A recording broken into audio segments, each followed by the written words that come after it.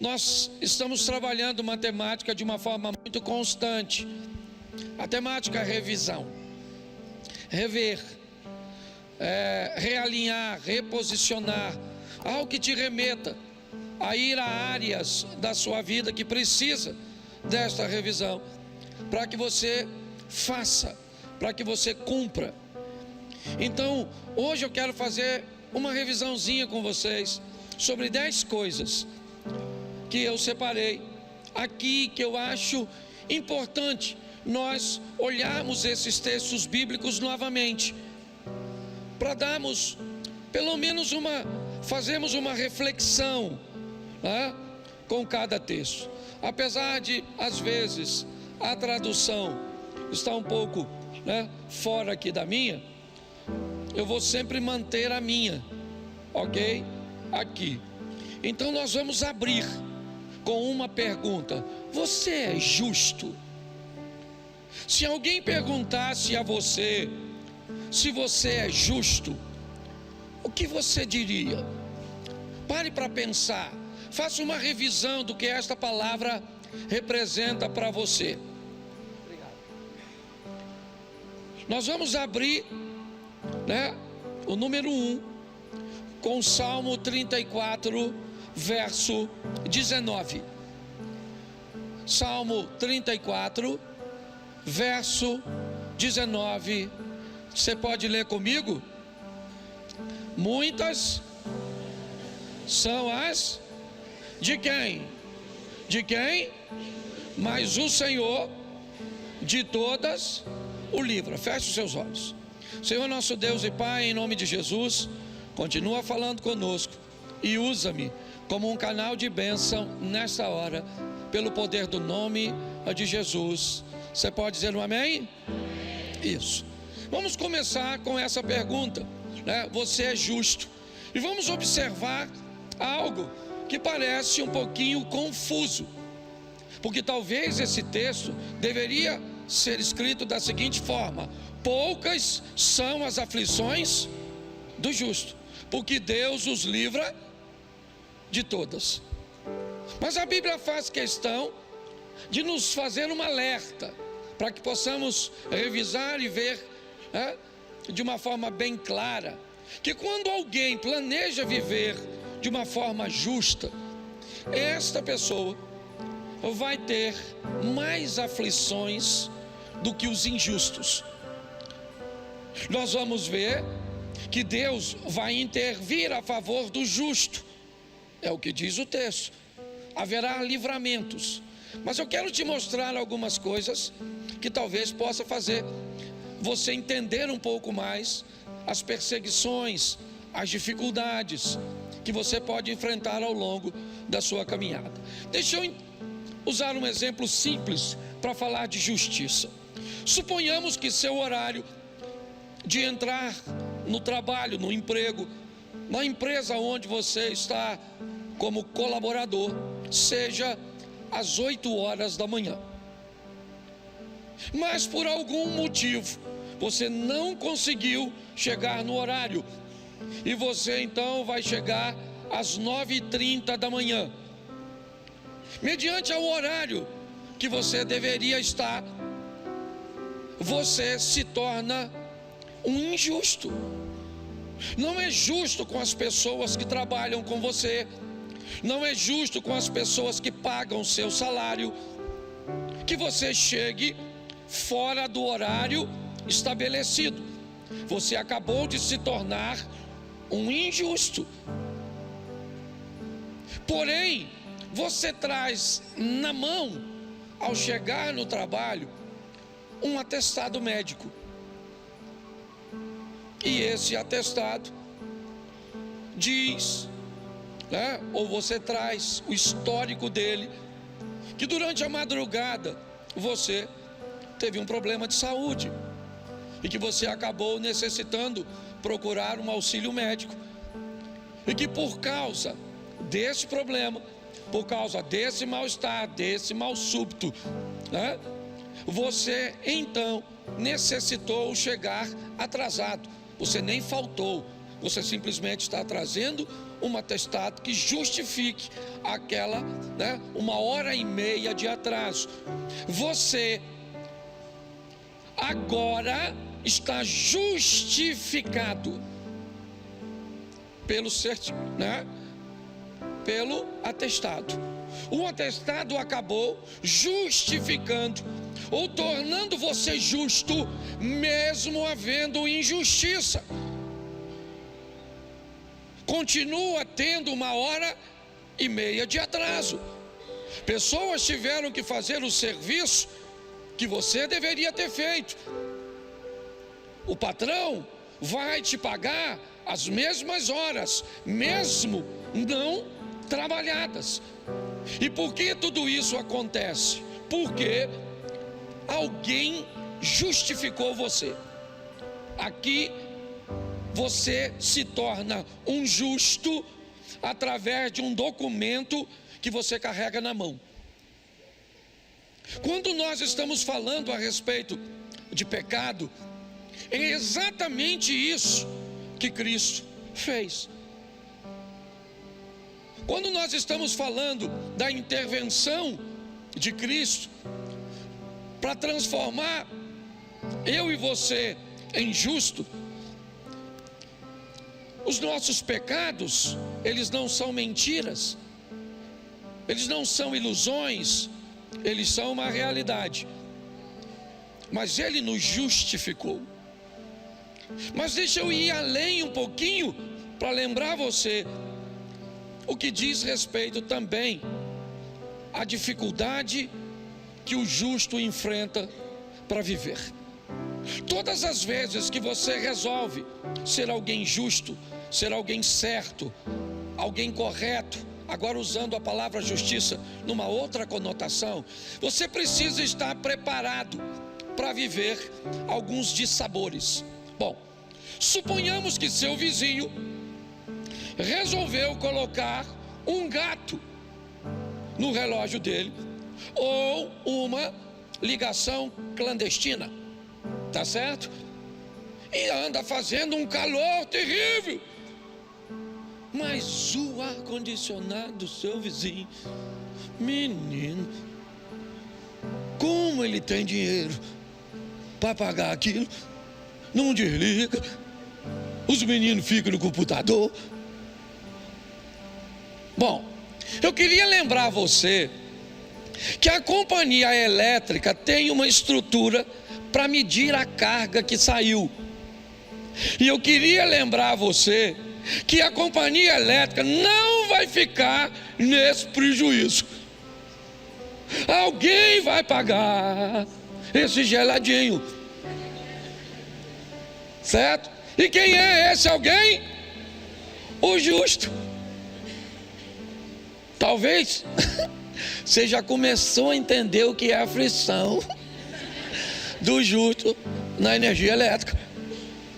Quando você deseja e vai fazer as coisas corretas, vivendo no ambiente onde nós estamos, inevitavelmente você vai ter que estar equipado, preparado pelo poder do Espírito Santo, dos anjos e de toda essa cobertura celestial que nós temos, graças a Deus, à nossa disposição pela graça do Eterno, a entender que muitas são as aflições do justo. Você não pode fazer um montão de coisas que os outros podem. Tu tem até vontade de falar. O outro te xinga, o outro faz, o outro não paga, o outro... Mas quando chega na tua vez,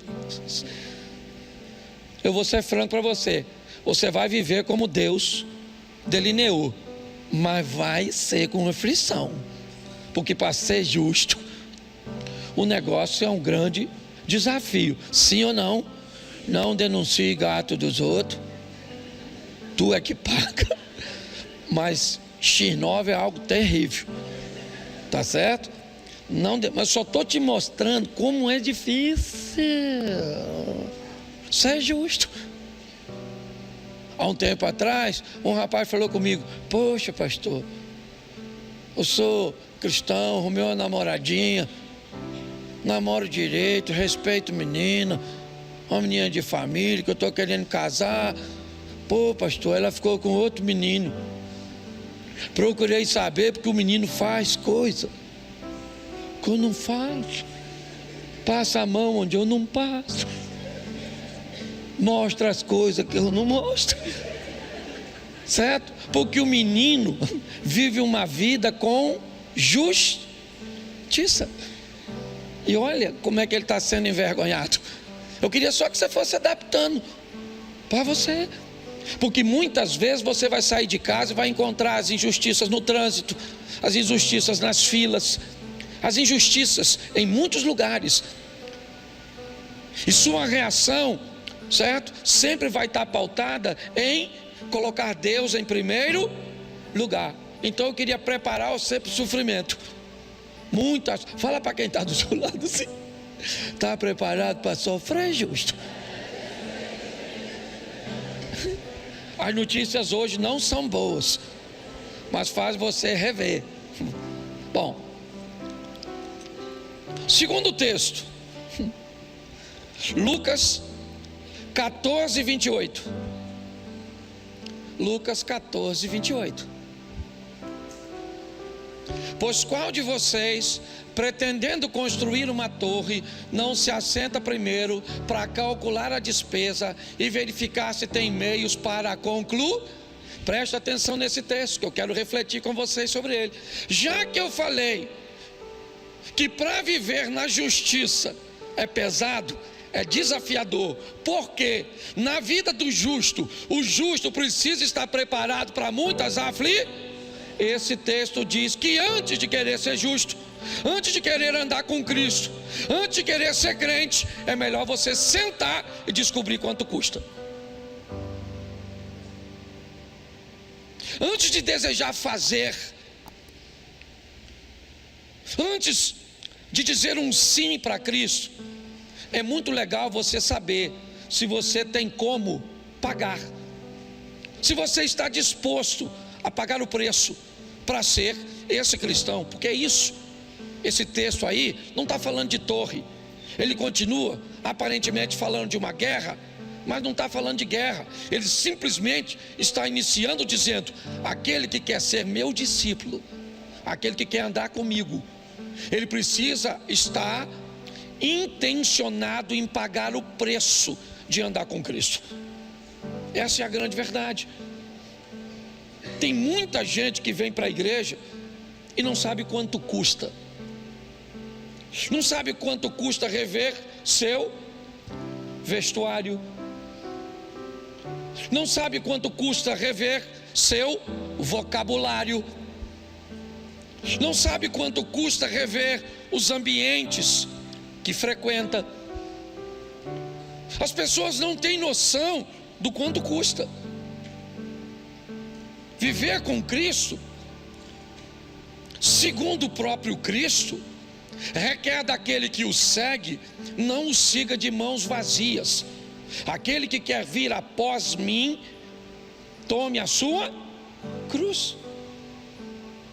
Há uma responsabilidade e nós precisamos rever isso. Se estamos dispostos a mudar nossas roupas, não estou, então eu já sei. Estamos dispostos a mudar nosso vocabulário? Não, é pesado demais.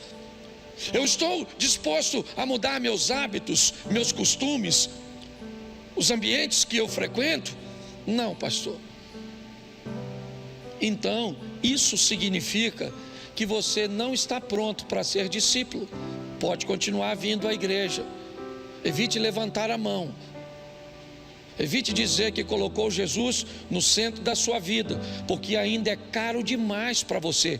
E eu respeito, e ele também.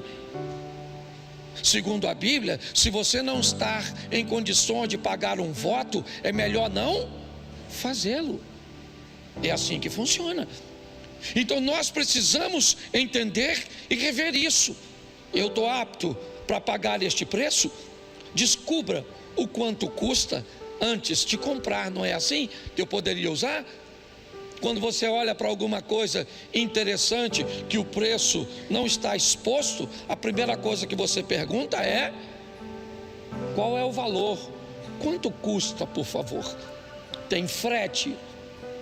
Você quer saber todas as coisas, porque você precisa ter uma noção se está pronto para pagar.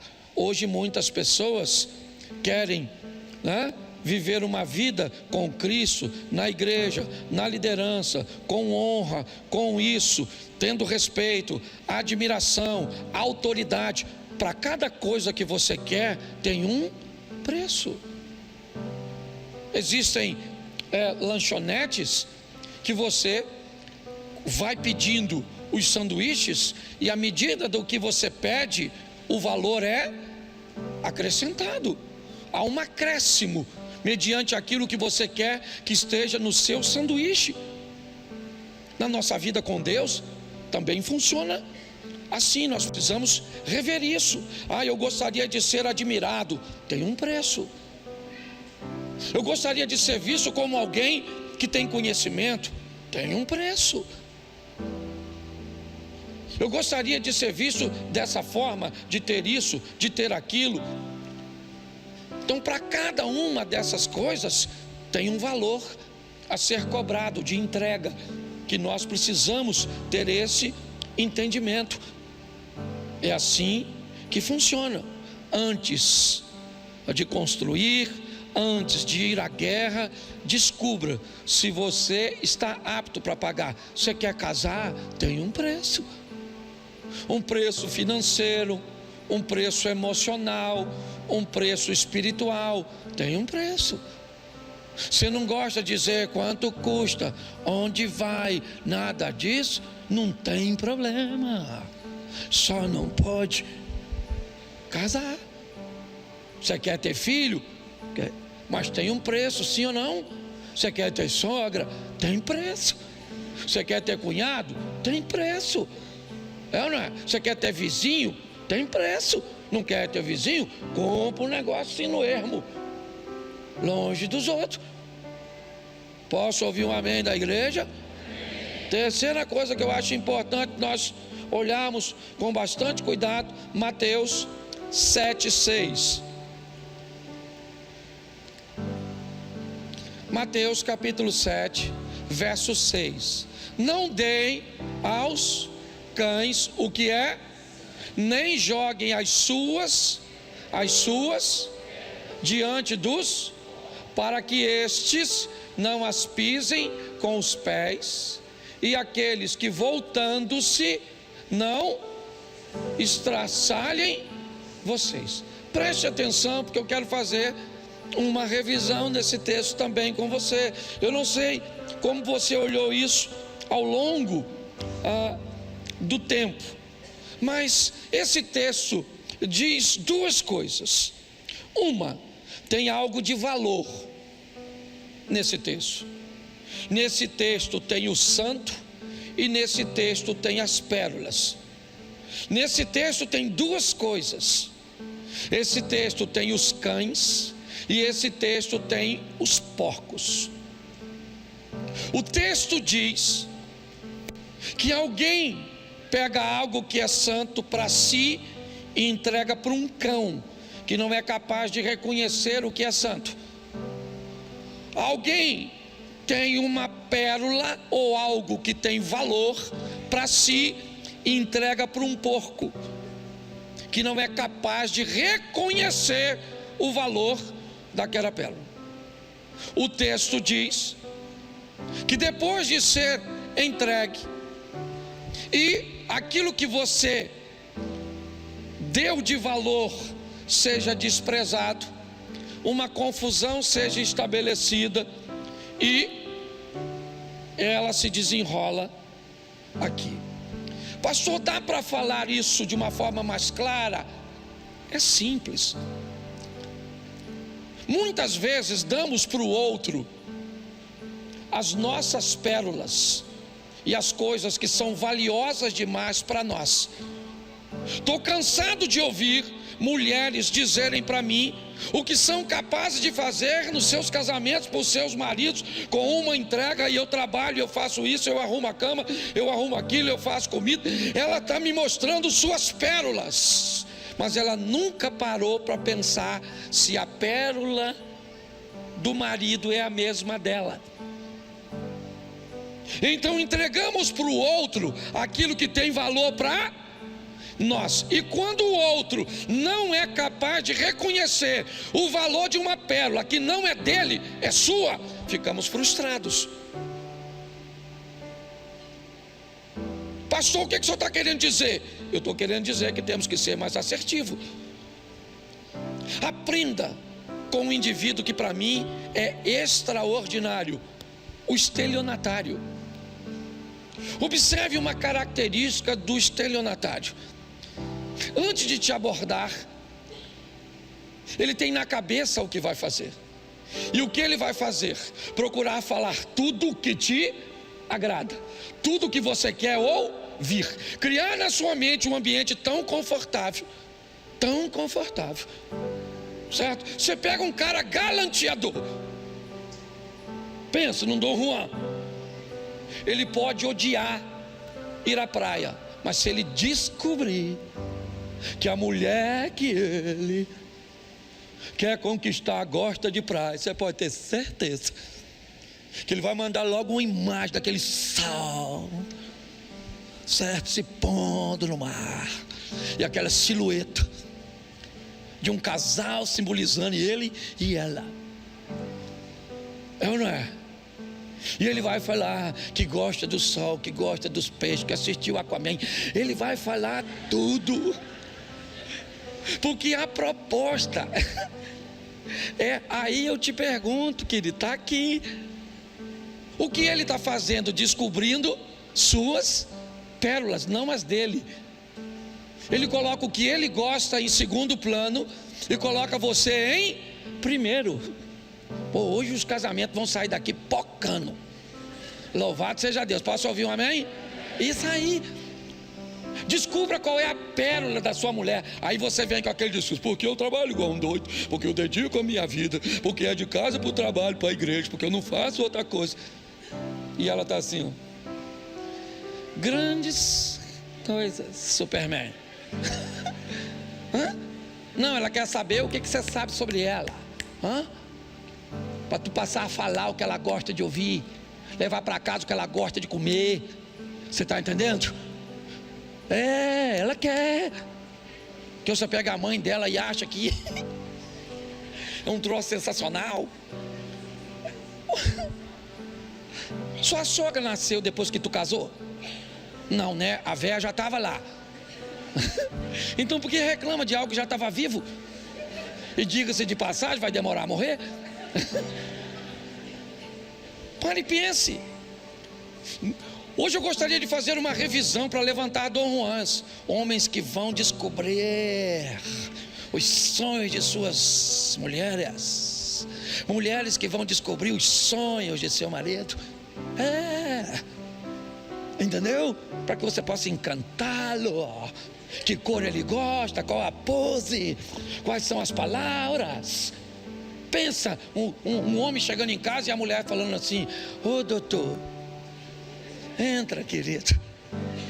Ele vai lá na porta para olhar, para ver se entrou na casa errada. Errei um número. Sim, eu faço muita coisa para o meu filho, descubro as pérolas dele. Esse texto é um texto que diz: não pegue as suas pérolas e dê para os outros, porque isso costuma gerar confusão. Está no texto. Então invista, não é gastar tempo, invista um pouco de tempo para descobrir a pérola dos outros, não da mulher dos outros. Eu tenho que explicar isso direito, porque nego escuta o que quer. Esse dia eu estava pregando de sexualidade numa coisa, levantou um senhor: ô pastorzinho, o senhor não acha que o senhor fala muito sobre esse tema? Um senhorzão mesmo. Eu falei: ô moço, quantos filhos você tem? Eu acho que ele falou 8. Eu falei: eu falo e o senhor faz? Aí ele sentou e ficou quietinho.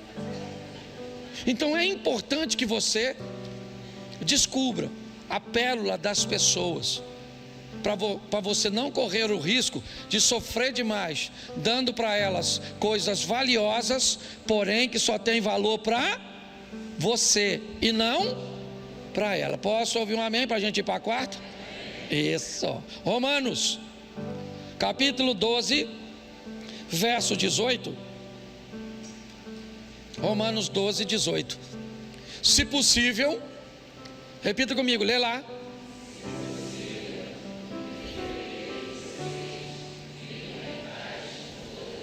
Preste atenção nesse texto, porque ele também precisa ser revisto. Vimos aqui citado o Salmo 133. Deus ordena a bênção onde há união.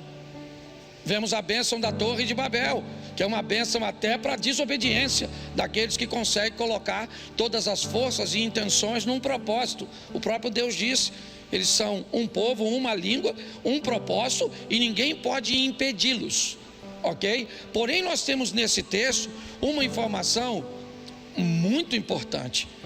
Qual é? Nem sempre teremos paz porque o texto diz ser possível. Nós precisamos entender isso de uma forma. Bota o Salmo 120, verso 5. 125.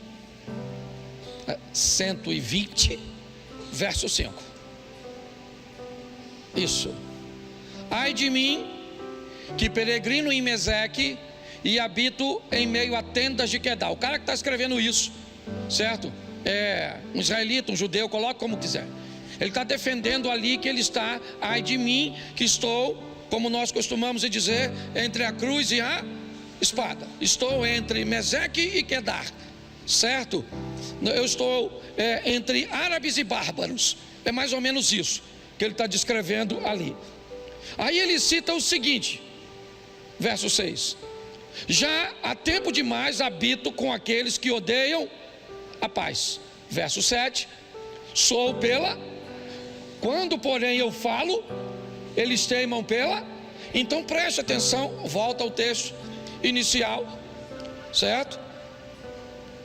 E esse ponto nem sempre vai depender de você.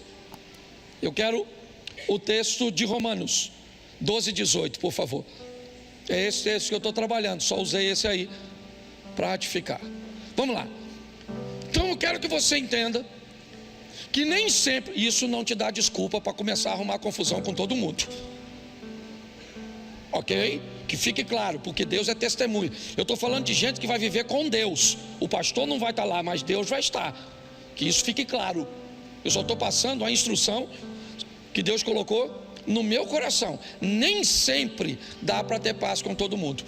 Você pode encontrar-se num ambiente, numa situação onde a outra pessoa, a outra parte está representada no Salmo 120.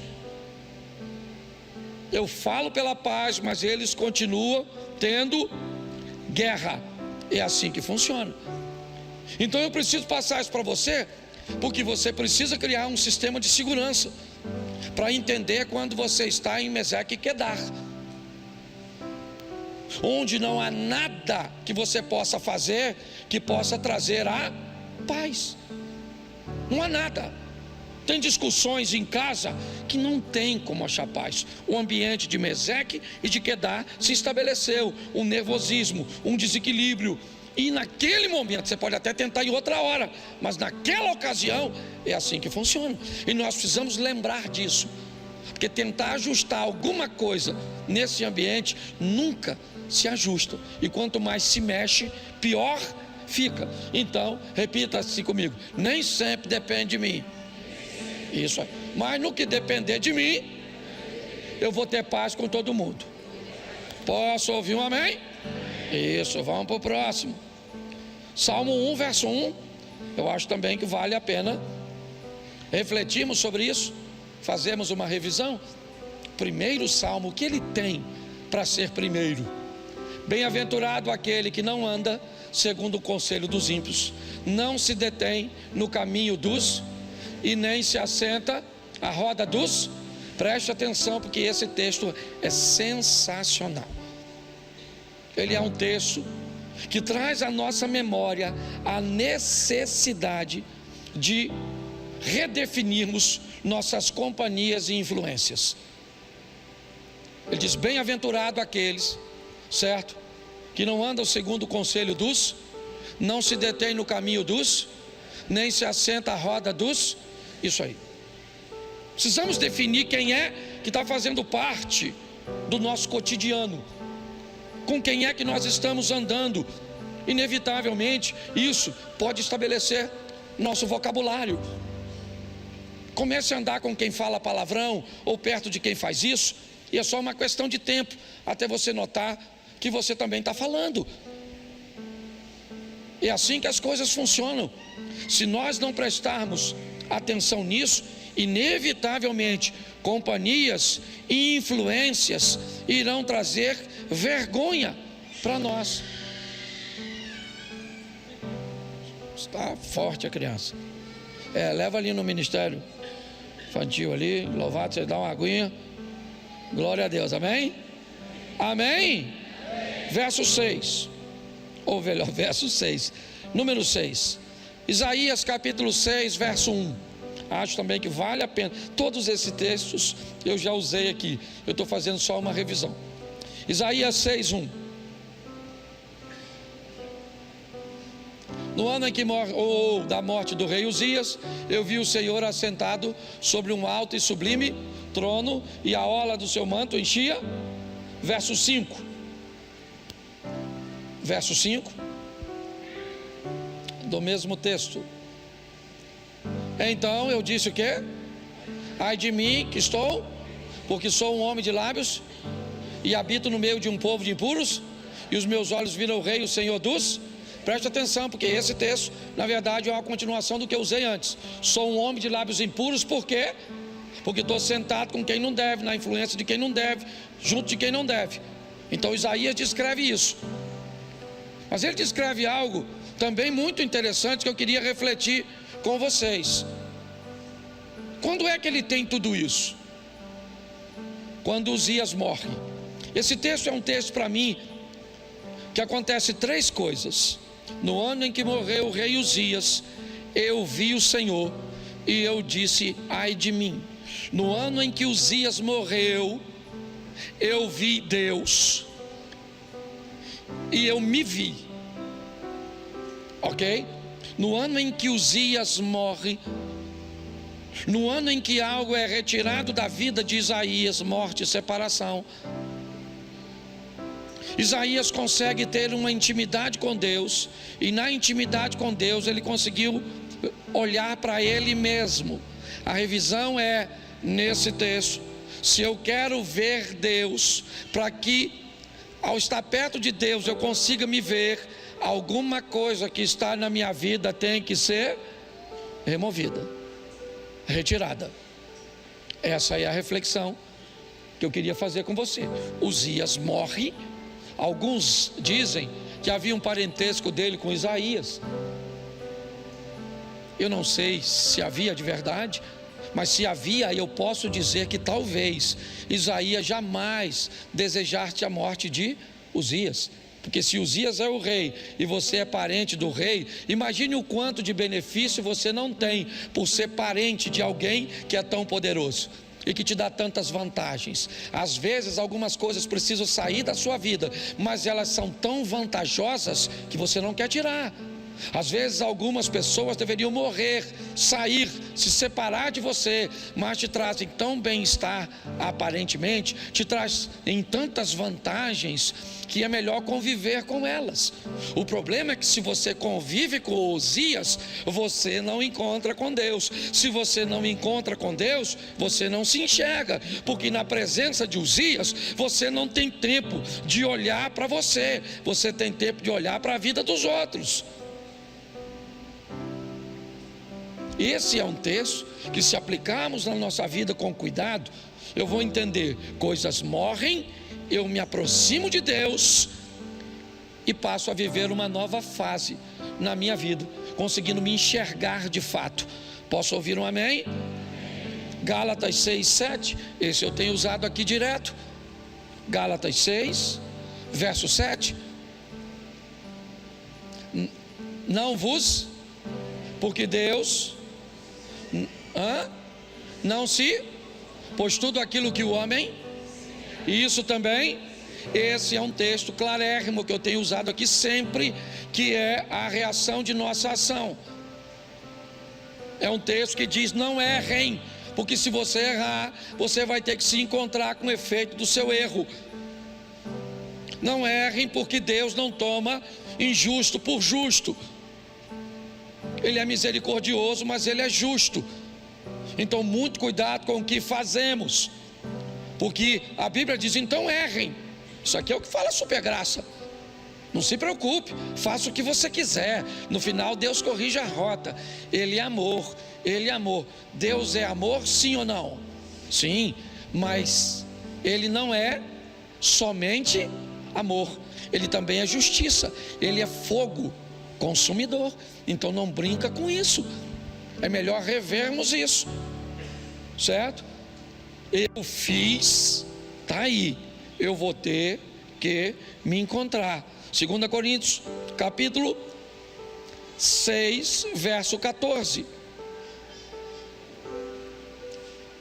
2 Coríntios 6, 14. Acho que vale a pena nós revermos. Não vos ponhais em um jugo desigual. Tu pensa que isso fala só de casamento? Se enfie em sociedade, se enfie em amizade, enfie-se em situação com jugo desigual. Aqui ele usa a expressão incrédulos, mas o jugo, né? Lembra do jugo? Jugo, aquilo que prende os dois animais, certo? E ele diz: quando está no mesmo jugo duas pessoas com propósitos diferentes, isso vai gerar problema. Mas aí o texto continua, e é aqui que eu quero refletir.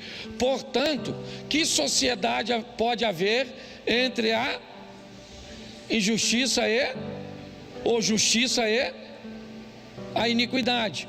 Ou que comunhão? Bom, aí eu venho para uma pergunta que é a tônica do momento: quem é quem? Quem é quem? Luz e trevas, justiça e impiedade, incrédulos e de fé. Hoje nós temos esse impasse nas nossas discussões, com a estrutura polarizada do jeito que está. Quem é quem? Quem? Pare para pensar. É isso que nós estamos vendo o tempo inteiro. É alguém dizendo que o outro está cego, e o que está sendo acusado de cegueira acusa aquele que acha que vê de cego. Hoje nós olhamos da direita para a esquerda e vemos uma vergonha na esquerda. Hoje nós olhamos da esquerda para a direita e vemos uma vergonha na direita. Aí eu me perguntei: quem é quem nesse negócio? Como é que eu vou ter essa medida? Porque isso está nos posts, na internet, na política, em tudo quanto é lugar. Nós temos as trevas chamando luz de trevas, e nós temos a luz, certo? Chamando treva de luz. Está tudo bagunçado. Então o texto diz aqui: que comunhão? Não tem.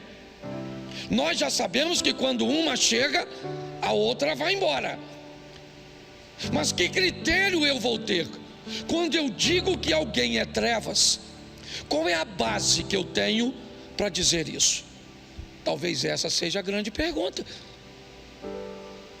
Quando alguém disser assim: você está cego, você está em trevas. Não estou aqui defendendo nem direita nem esquerda, não é isso. Estou falando para cabeças pensantes. Vou dar para você, certo, o princípio de avaliação nosso. Você está numa igreja onde a base é bíblica, certo? E ela é o ponto de avaliação. Se não for, deleta, porque essa mensagem não é para você.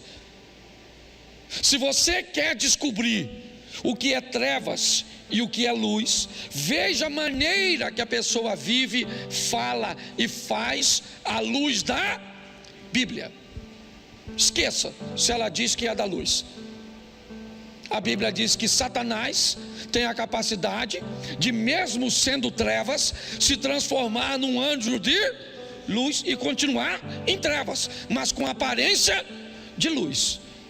Então é mais do que aparência, é mais do que uma Bíblia, um hino, é mais do que uma roupa, é muito mais. Precisamos rever isso, porque senão corre o risco de você criar um problema sério no ambiente religioso, se frustrando com Satanás, ou quando um de seus discípulos vestido de luz. Nós precisamos rever. Então quem é quem? Não é quem fala, não, é como vive, é quais são valores, princípios. É assim que funciona. Desculpe o que eu vou falar aqui, mas eu estou falando à luz da Bíblia. Estou pedindo desculpa, mas é uma desculpa meio que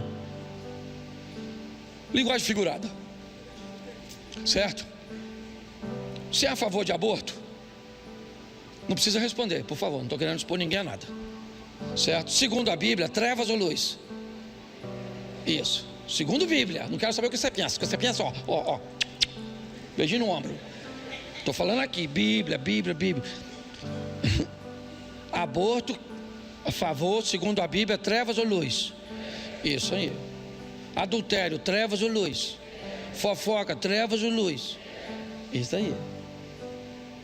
É assim que funciona. Então a gente dá uma olhada e descobre quem é quem. Já deu para localizar tudo. Esquece o outro, lembra? Passagem anterior, eu vi o Senhor e me vi. Para de olhar a vida do outro. Aí você já deu uma olhada para o irmão, falou, aquilo lá é treva. É assim que funciona. É importante nós olharmos quem é quem. Você descobre quem é quem, certo? Dando uma olhadinha em quem é luz e quem é. Isso aí. 9, falta só 2, estou acabando já. 2 Samuel, capítulo 16, verso 9. 2 Samuel 16, 9.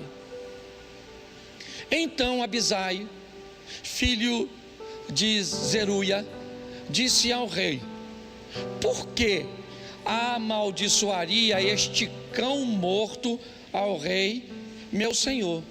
Deixa-me passar e lhe tirarei a cabeça.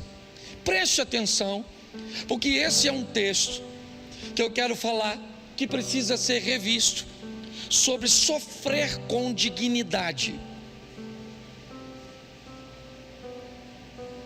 Sofrer com dignidade. Sua mulher foi embora, você sofre ou não? Sim ou não? Mas sofra com dignidade. Você perdeu um emprego que era fantástico, que você amava, o que você mais gostava de fazer. Você sofre ou não? Mas sofra com dignidade. Você perde um filho. Seu filho nasce de uma forma que você não esperava. Você vai sofrer sim ou não? Mas sofra com dignidade.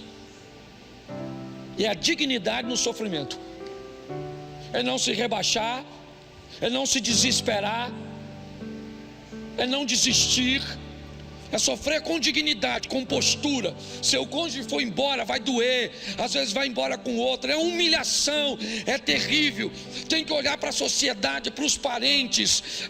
Não sofrer, né? Não é uma opção para você.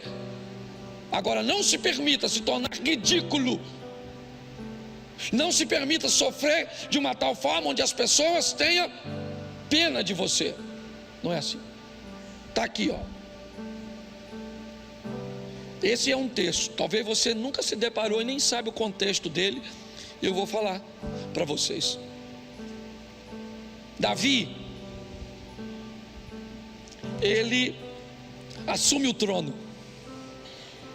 Um trono deixado, na verdade, por um homem da tribo de Benjamim, Saul.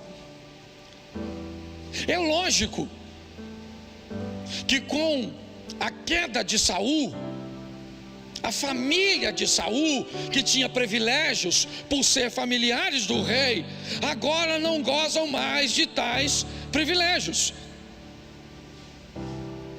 E pior, já descobriram que o novo rei não é tão santinho assim. É alguém que não matou o rei para tomar o lugar dele, mas matou a mulher de um homem de confiança e a engravidou. Esse é Davi. Então Davi vem passando, e Simei, que é parente de Saul, começa a espraguejar, começa a amaldiçoá-lo, e pior, taca pedra nele, com provocação, falando de tudo que Davi fez. Davi já viu seu filho morrer, é verdade, as coisas não estão boas para ele. Lembra, ele sofre durante 7 dias, não come, não toma banho, não quer falar com ninguém. Se tinha um homem que conhecia o endereço de Deus, esse homem era Davi. Mas a dignidade cuja qual ele sofre é algo que nos ensina muito. Às vezes a vida vai fazer você perder ou descobrir coisas a respeito de você que você não gostaria. Um câncer, uma esterilidade, um problema. Não se torne insensível, sofra, mas aprenda a sofrer. Quando Simei está atacando pedra, gritando, espraguejando Davi, um dos valentes de Davi. Lembra? O Salmo 1, bem-aventurado aquele que não anda segundo o conselho dos, não se detém no caminho dos, não se assenta na roda dos. O processo seletivo de Davi no começo não foi muito bom. Ele não tinha muitas opções, então ele chamou endividados e toda aquela estrutura que você deve saber.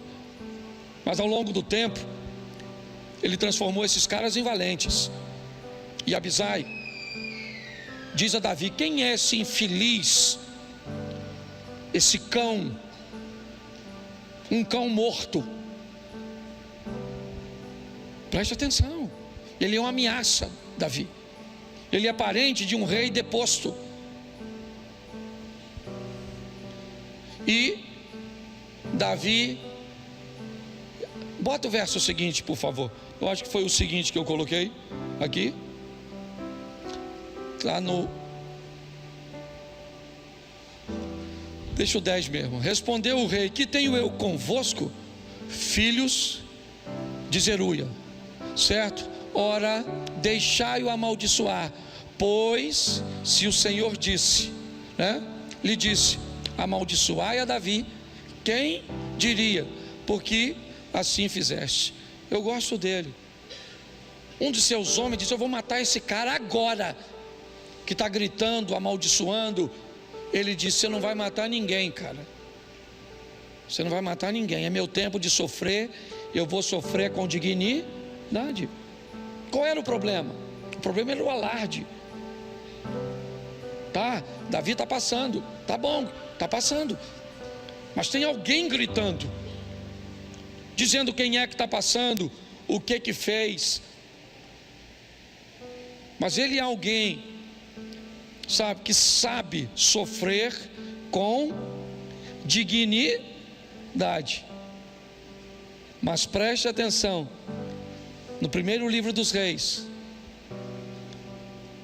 no capítulo 2, no verso 8. 1 Reis 2, 8.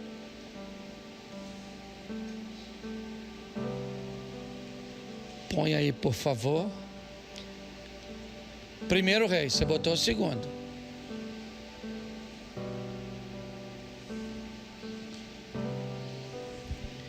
Eis que também contigo está Simei, filho de Gera, filho de Benjamim, de Baurim, que me maldisse com dura maldição no dia em que eu ia a Manaim. Porém ele saiu a encontrar-se comigo junto ao Jordão, e eu, pelo Senhor, lhe jurei, dizendo que o não mataria a espada. Verso 9. Mas agora não tenhas por inculpável, pois é homem prudente, e bem saberás o que lhe há de fazer, para que as suas cãs desçam à sepultura com sangue. Preste atenção nisso aqui, porque é muito importante. Simei persegue Davi, ele amaldiçoa Davi, e Davi disse: eu não vou matar esse cara, ele é a correção de Deus para mim, ele é para manter na minha memória o que eu fiz e quem eu fui, independente de quem eu seja hoje. Nunca perca a memória, da memória quem um dia você foi. Se você tirar da sua memória quem você foi um dia, você corre o risco de se tornar para lá, ou de retornar para lá. Mas quando Davi está passando o cetro para Salomão, ele vai dizer para o filho dele: eu fiz coisas e tenho habilidade e força para lidar com um cara como Simei, você não tem. Então você não tenha Simei como inocente. Está na hora de você agir, e a hora é agora. Verso 36, ainda do mesmo capítulo. Você pode pensar que Salomão matou Simei, não é? Que foi isso que Davi disse. Depois mandou o rei, agora Salomão, chamar Simei e lhe disse: edifica-te uma casa e habita aí, e daí não, nem para uma parte, nem para, preste atenção aqui, reveja que tem pessoas que você não precisa matar, mas tem que colocar num lugar seguro, uma distância segura da sua vida, das suas coisas, dos seus negócios, do seu ministério. Reveja se talvez a contaminação de uma religiosidade exacerbada não fez você desistir de classificar e de posicionar pessoas na sua vida, e talvez por isso você sofra tanto, sempre tendo dissabores com relacionamentos. Salomão pegou e disse: Simei, vem aqui, faz uma casa para você lá em Jerusalém, faz lá em Jerusalém, e você vai viver lá até o último dia da sua vida. Fique lá, não saia para lugar nenhum, eu não quero ver você de novo, eu não quero. Olha só, ele teve um problema, depois você lê que não dá para eu ler tudo, que eu vou para a 10ª aqui já. Sabe o que ele fez? Sumiram algumas coisas dele, uns servos, aquela coisa toda. Sabe o que ele faz? Ele vai procurar, e alguém avisa Salomão que Simei não cumpriu o combinado, ele quebrou a regra, sim ou não? E ele morreu. É importante nós entendermos isso. Nunca esqueça de amar pessoas, e por favor, não costuma amar, não misture amar com gostar. Não misture amar com estar perto. Não misture. Você pode estar longe da pessoa, amá-la, enviar recursos, orações, coisas materiais, ligações, coisa extraordinária. Pode viver na mesma casa e não amar droga nenhuma, tratar mal, certo? E tantas outras coisas. Cuidado com isso. Eu acho que vale a pena nós observarmos e revermos que muitas vezes teremos pessoas que precisaremos colocar essas pessoas numa distância segura. E para terminar, Gálatas 6:9. Independente da distância, Gálatas 6:9 é o 10º. E não nos cansemos de fazer porque a seu ceifaremos, se não, isso, verso 10. Por isso, enquanto tivermos oportunidade, façamos o bem mas principalmente aos da família Então preste atenção, porque nós temos outra instruçãozinha aqui bem preciosa, certo? Algumas instituições aplicam muito bem, cuidando de seus irmãos, estabelecendo conexões entre eles, negociando entre eles, protegendo-se mutuamente, coisas que muitas vezes fazem, mas que está na nossa literatura, e outros a fazem com mais maestria. Minha proposta hoje é deixar para vocês esses 10 pontos de revisão, certo? Depois vai ficar disponível para você aí, mas a pergunta: você é justo? Descubra o valor para quem você quer encantar. Descubra o quanto custa antes de se interessar em comprar. Descubra que nem sempre depende exclusivamente de você. Defina suas companhias e influências. Coisas morrem, você se aproxima de Deus e vê você mesmo. O plantio é opcional, a colheita é obrigatória. Descubra quem é quem está em trevas e quem está na luz. Sofra com dignidade e procure fazer Você pode ficar de pé? Vamos orar e você vai embora, em nome de Jesus. Isso. Feche seus olhos. Senhor nosso Deus e Pai, muito obrigado, ó Deus, por aquilo que o Senhor dividiu conosco nesta noite.